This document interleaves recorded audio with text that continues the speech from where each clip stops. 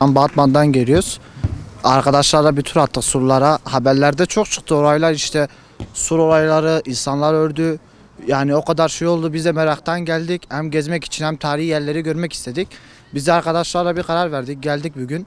İşte surların üzerine çıktık. Surların üzeri de gerçekten çok tehlikeli. Yani şimdi yanlışlıkla buradan biri insan düşse, yani başı bile çarpsa çok kötü olan bir şeydir. Yani şimdi burada bir ambulansın olması lazım. Burada bir ilk yardımın olması lazım. 2-3 güvenlikçi olması lazım. Her yerde yani en azından dizlere kadar bir korkuluk olması lazım. Bir de şimdi gördüğünüz gibi şimdi buradan indik biz. Benim ayağım tutuyordu. Oturarak indim. Gerçekten çok tehlikeli bir yer. Yani merdivenin yarısı var, öbürü yok. Birisi var, ikisi yok. Yani merdiven çok tehlikeli. O yüzden bizim Diyarbakır Belediye'miz gerçekten buna bir el atması lazım. O şeyleri görmesi lazım. Ne bir temizlikçisi var, ne bir şey var, ne bir güvenlikçisi var. Bunları şey yapması lazım.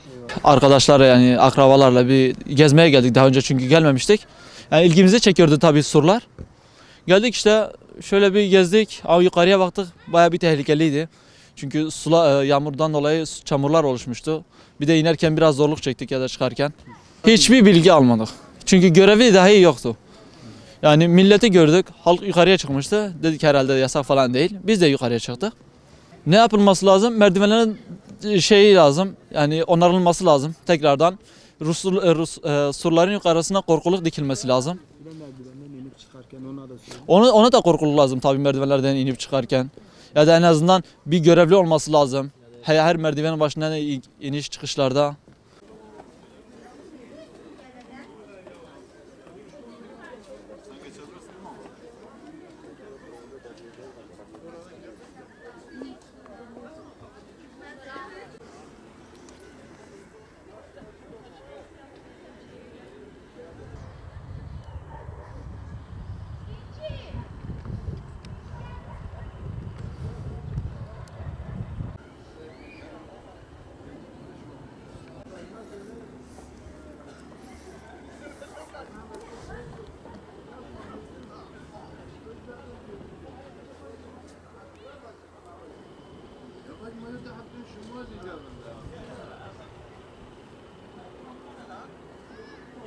Güzel bir yerdir, Hazreti Süleyman'dır.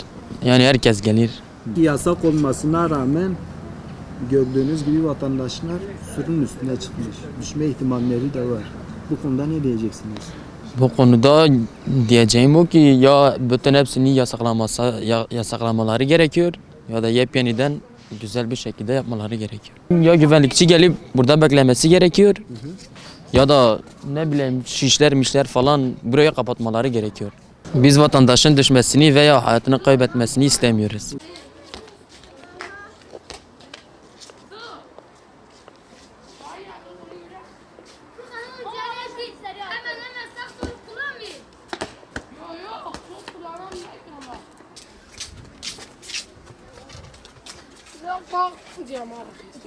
Sabahçıyım, okuldan çıktım.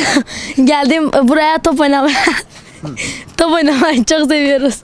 Top oynayacak başka bir alan yok. Halı saha yapsalar daha iyi bizim için. Kimse önlem almıyor buralar için. Oynuyoruz. Kimse bir şeyler demiyor.